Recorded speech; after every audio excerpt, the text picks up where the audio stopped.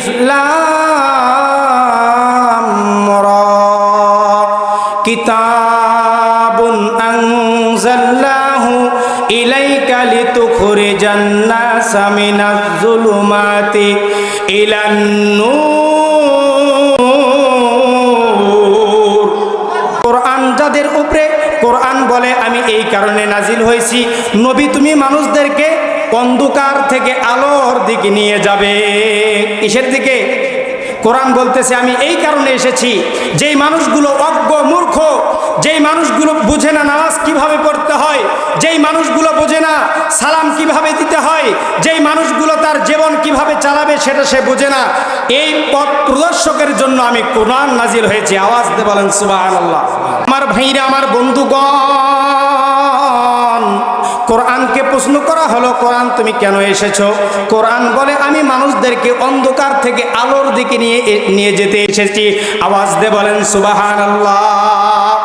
যেই মানুষগুলো আল্লাহ তাআলাকে চেনে না, যেই মানুষগুলো জানে না কিভাবে নামাজ পড়তে হবে, যেই মানুষগুলো জানে না কিভাবে রাস্তাঘাটে চলতে হবে, যেই মানুষগুলো জানে না কোন ধরনের খানা খাইলে খানাটা হালাল হবে, এই জিনিসটা শেখানোর জন্য আল্লাহ পাক রব্বুল আলামিন কোরআন নাজিল করেছে। আওয়াজ দিয়ে বলেন সুবহানাল্লাহ। কোরআনকে প্রশ্ন করা হলো, কোরআন তুমি কোথায় থেকে এসেছো? কোরআন বলে আমি আল্লাহ তাআলার নিকট থেকে এসেছি। কোরআনকে প্রশ্ন করা হলো কেন এসেছো?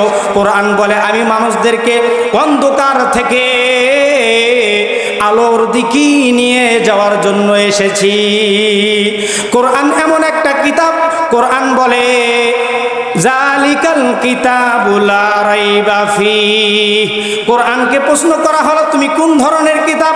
কোরআন বলে আমি এমন একটা কিতাব, এই কিতাবের ভিতরে কোনো প্রকার সন্দেহ নাই। আল্লাহ রাব্বুল আলামিন তার কালামের ভিতর জানায়া দেয় ইন্নাল্লাযীনা ক্বালু রাব্বুনাল্লাহ, ইন্নাল্লাযীনা ক্বালু রাব্বুনাল্লাহ সুম্মা ইসতাকামু ফালা খাউফুন আলাইহিম ওয়ালা হুম ইয়াহজানুন। আল্লাহ বলেন ইন্নাল্লাযীনা ক্বালু রাব্বুনাল্লাহ, যারা বলবে আমি রব, একমাত্র যেই বান্দাগুলো মেনে নেবে আমার রব হলো একমাত্র আল্লাহ। আমাদের রবকে আরো জোরে আওয়াজ দিয়ে বলেন আমাদের রবকে, আমাদের রবকে। এই কথা যেই ব্যক্তি বলবে, আল্লাহ বলেন ইন্নাল্লাযীনা ক্বালু রাব্বুনাল্লাহ, যেই ব্যক্তি বলবে আমার রব হলো একমাত্র আল্লাহ, সুম্মা ইসতাকামু, এই কথার উপরে অটল থেকে ওই ব্যক্তি যদি মৃত্যুবরণ করে, ফালা খাউফুন আলাইহিম, ওই ব্যক্তির কোনো চিন্তা নাই, ওয়ালা হুম ইয়াহজানুন, ওই ব্যক্তির কোনো চিন্তা এবং পেরেশানি কিছুই নাই। আওয়াজ দিয়ে বলেন সুবহানাল্লাহ। আল্লাহ বলেন উলাইকা আসহাবুল জান্নাহ, ওই ব্যক্তির জন্যই আমি জান্নাত বানাইছি। আমাদের স্বীকারোক্তি দিতে হবে আমাদের রব হলো একমাত্র কে? আরো জোরে বলেন আমাদের রব কে? আমাদের সৃষ্টি করেনেওয়ালা কে? নাকি কোনো এমপি সাহেব বানাইছে? একদিন হাতের মধ্যে 500 টাকা দিছে, মনে করতেছি সারা জীবন মনে হয় আমাকে এমপি পারলো, অথচ মায়ের পেটের ভিতরে খানা খাওয়াইলো আল্লাহ তাআলা। এই দুনিয়াতে 60 বছর হায়াত দিয়েছেন আল্লাহ তাআলা। যেইভাবে আমরা একজন নেতা নেত্রীকে ডাকি, ওইভাবে আমরা মা বাবাকেও ডাকি না। কথা বলেন ঠিক কিনা? এই কথাও যদি সে মেনে নেওয়ার পরে মৃত্যুবরণ করে, আল্লাহ বলেন ওই ব্যক্তির জন্য আমি জান্নাত বানাইছি। আওয়াজ দিয়ে বলেন সুবহানাল্লাহ।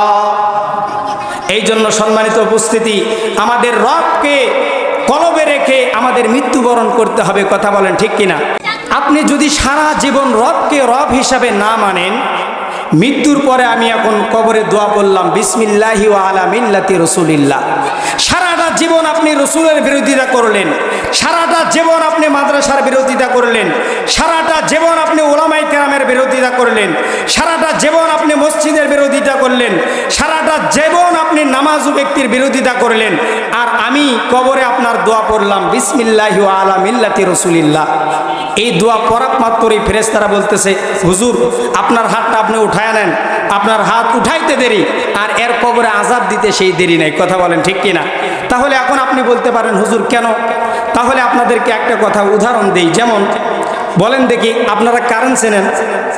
কারেন্ট তো সবাই মোটামুটি চেনেন নাকি? আর্থিং যেটা আপনার নেগেটিভ পজিটিভ আছে, দুই জায়গায় একটি করলে কন্ত দেখি ফায়ার মারে কিনা?